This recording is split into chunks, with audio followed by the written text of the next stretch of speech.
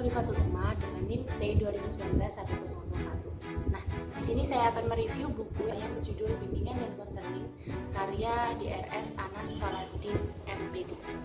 Bimbingan dan konseling ini terdiri dari dua kata, yaitu bimbingan yang terjemahan dari kata guidance yang artinya mengarahkan, dan konseling terjemahan dari kata konseling yang artinya penyuluhan. Nah, sedangkan menurut istilah, bimbingan adalah proses pemberian bantuan yang dilakukan oleh orang yang ahli kepada seorang atau beberapa orang individu dalam hal memahami dirinya. Sedangkan konseling itu usaha membantu klien secara tatap muka dengan tujuan agar klien dapat mengambil tanggung jawab terhadap permasalahan atau persoalan yang terjadi pada kehidupannya. Jadi dari pengertian di atas dapat disimpulkan bahwa bimbingan konseling ini adalah suatu bantuan yang diberikan oleh konselor kepada klien agar klien mampu menyelesaikan masalah yang dihadapinya dan juga mampu mengembangkan potensi yang dimilikinya. Nah, untuk fungsi dari bimbingan konseling ini adalah sebagai bimbingan dalam rangka membantu siswa menghindari kemungkinan terjadinya hambatan dalam perkembangannya. Nah, sedangkan tujuan dari bimbingan konseling ini untuk apa? Nah, untuk memberikan dorongan dan motivasi dalam pengarahan diri, pemecahan masalah, pemilihan pengambilan keputusan, dan keterlibatan diri dalam proses pendidikan. Yang selanjutnya adalah jenis-jenis layanan BK. Nah, jenis-jenis layanan BK ini dibagi menjadi 9. Yang pertama adalah orientasi. Orientasi itu apa? Orientasi itu layanan untuk memahami lingkungan baru agar lebih mudah untuk beradaptasi. Nah, yang kedua adalah informasi. Informasi itu apa? Layanan agar peserta didik dapat memahami informasi dirinya dan masa depannya. Nah, yang selanjutnya adalah penempatan dan penyaluran. Yang selanjutnya penguasaan konten. Nah, maksudnya penguasaan konten di sini apa? Nah, layanan untuk memahami kompetensi dan kebiasaan yang ada pada dirinya. Yang selanjutnya adalah bimbingan konseling perorangan. Nah, layanan bimbingan konseling perorangan ini apa? Layanan untuk masalah pribadinya. Jadi kita dapat cerita secara empat mata, tatap muka tentunya. Nah, yang selanjutnya adalah bimbingan konseling atau biasa disebut dengan bimbingan konseling kelompok. Nah, layanan ini itu bertujuan untuk mengembangkan hubungan sosial. Yang selanjutnya adalah konsultasi. Nah, konsultasi itu apa sih? Konsultasi itu adalah layanan untuk memberikan wawasan terhadap problematika yang terjadi pada dirinya. Yang terakhir adalah mediasi. Mediasi ini dilakukan untuk menyelesaikan permasalahan dan memperbaiki hubungan antar siswa. Nah, yang selanjutnya adalah problematika pelaksanaan BK. Nah, untuk yang pertama adalah problematika dari masyarakat atau eksternal. Di sini ada 5 problematika. Yang pertama adalah layanan bimbingan konseling dapat dilakukan oleh siapa saja. Nah, itu benar jika bimbingan konseling itu dilaksanakan berdasarkan sebagai pekerjaan yang mudah dan dapat dilakukan secara amatiran. Nah, salah apabila bimbingan konseling ini dilaksanakan berdasarkan prinsip-prinsip keilmuan dan teknologi atau dilaksanakan secara profesional. Nah, untuk problematika yang kedua adalah bimbingan konseling hanya untuk orang yang bermasalah saja.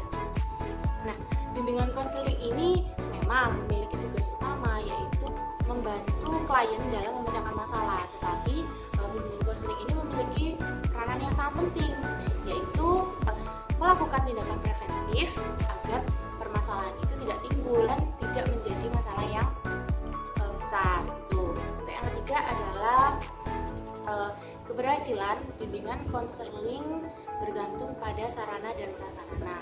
Nah, banyak masyarakat yang berpandangan bahwa konselor yang hebat itu tergantung pada sarana dan prasarananya yang bagus. Nah, padahal kehebatan konselor itu terdapat pada dirinya. Bagaimana dia menyampaikan, bagaimana sikap dia, bagaimana tingkah laku dia memperlakukan kliennya.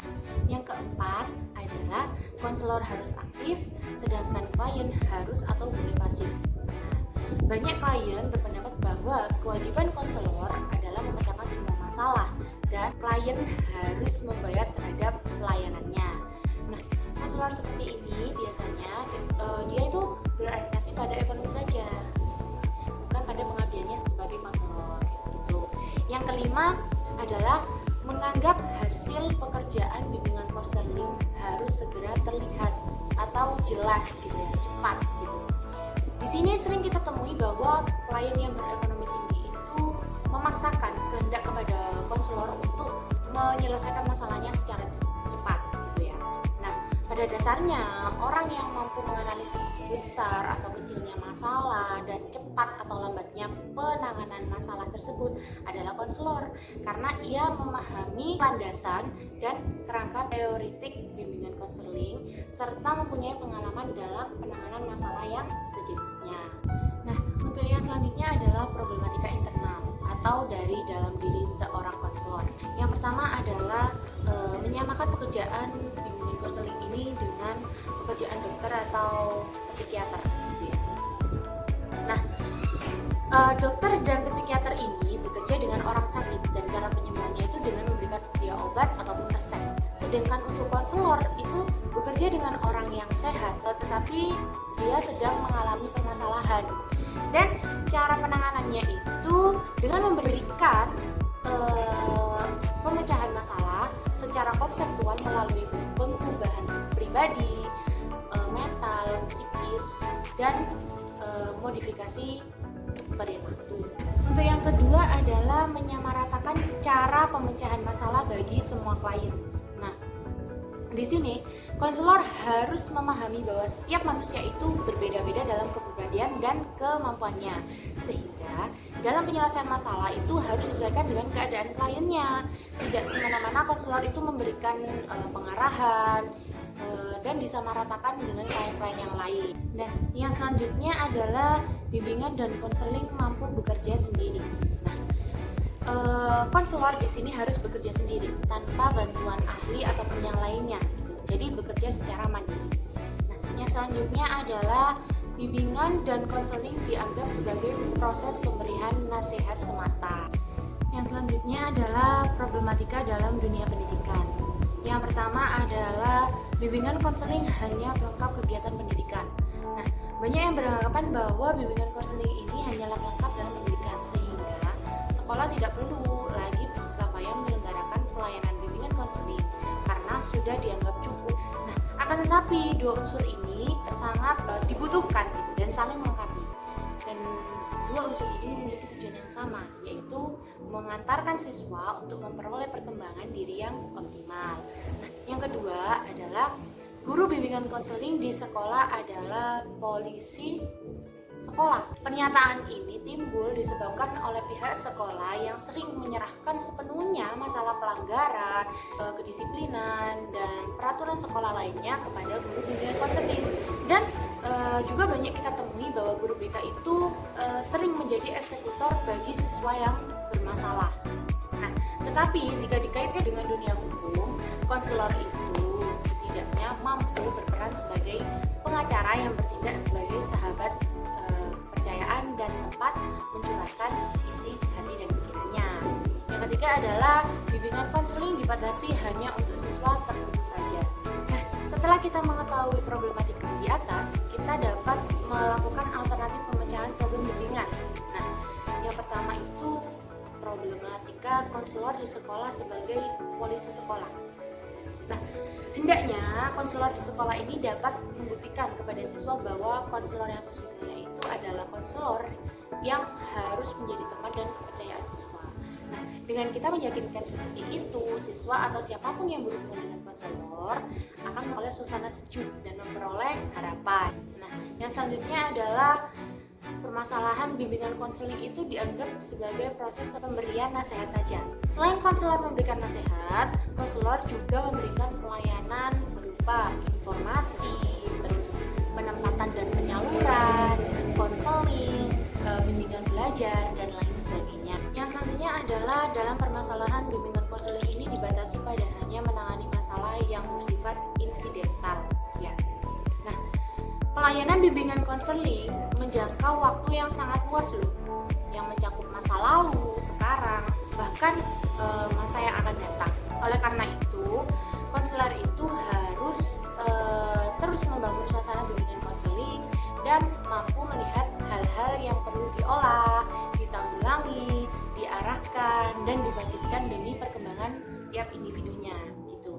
selanjutnya permasalahan bimbingan konseling ini dibatasi hanya untuk klien-klien tertentu saja. Nah, konselor ini membuka pintu yang selebar-lebarnya bagi siapapun yang ingin mendapatkan atau memerlukan pelayanan bimbingan konseling. Jika ada perbedaan itu didasarkan atas klasifikasi masalah setiap individunya. Nah, yang selanjutnya adalah permasalahan bimbingan konseling melayani orang sakit atau kurang normal. Konselor itu memiliki kemampuan yang tinggi akan mampu mendeteksi dan mempertimbangkan kliennya lebih jauh tentang mantap atau kurangnya fungsi-fungsi yang ada di klien, sehingga dapat memutuskan apakah klien ini perlu dikirim kepada dokter atau psikiater atau tidak. Penanganan masalah yang tepat akan menentukan keberhasilan pelayanan dari konselor tersebut. Terima kasih, sekian dari saya. Wassalamualaikum warahmatullahi wabarakatuh.